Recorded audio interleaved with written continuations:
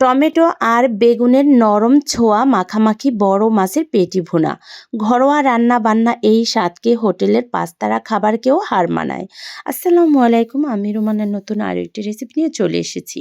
আজ আমি বড় মাছের পেটি ভুনা করব, তাই এখানে সর্ষের তেলের মধ্যে পেঁয়াজ কুচি আর এখানে ফালি করা কাঁচামরিচ অ্যাড করে দিয়ে একটু ভেজে নিয়েছি। এরপর দিয়ে দিয়েছি মশলা, দিয়ে দিয়েছি আধা চামচের মতো রসুন বাটা, আধা চামচের মতো জিরা বাটা, 1 চামচের মতো এখানে পেঁয়াজ বাটা, আধা চামচের মতো দিয়ে দিয়েছি আদা বাটা। এখানে আমি দিয়ে দিয়েছি 1 চামচের মতো হলুদের গুঁড়ো, মরিচের গুঁড়ো, 1 চামচের মতো স্বাদ মতো লবণ। তো মশলাটা কষানোর জন্য একটু পানি অ্যাড করে দিয়েছি। পানিটা দিয়ে মশলাটা একটু সুন্দর করে কষিয়ে নিচ্ছি। এই তো তেলটা ছেড়ে দেওয়ার পর আমি এখানে বড় মাছের পেটিগুলো অ্যাড করে দিয়েছি। আর এই পেটিগুলো সুন্দরভাবে পরিষ্কার করে নেওয়া হয়েছে। আর পেটির মধ্যে কিছু ডিমও ছিল। তো এখানে বড় মাছের পেটিটাকে সুন্দর করে একটু পরিষ্কার করে নেওয়ার পর একটু টুকরো করে কেটে নিয়েছি। এরপর মশলার সাথে একটু কষিয়ে নেওয়ার পর এখানে আমি অ্যাড করে দিয়েছি ফালি করা একটি টমেটো আর এভাবে দিয়ে দিয়েছি একদম ছোট ছোট কিউব করে কেটে রাখা বেগুন আর টমেটো দিয়ে একদম পেটিটাকে মাখা মাখা করে একদম ভুনা করে নিব।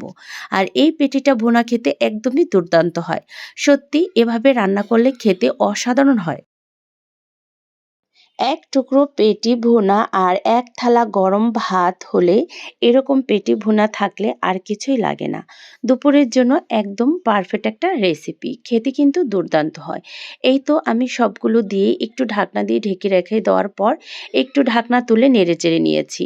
আর একদমই মাখা মাখা হয়ে আসছি। এই তো রান্নাটা প্রায় শেষের দিকে।